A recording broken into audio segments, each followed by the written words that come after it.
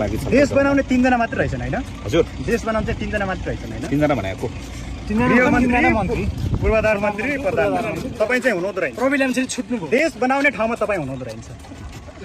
अहिलेको बेलामा बालेन शाहको अनुहार समग्रमा देशको एउटा अनुहार हो।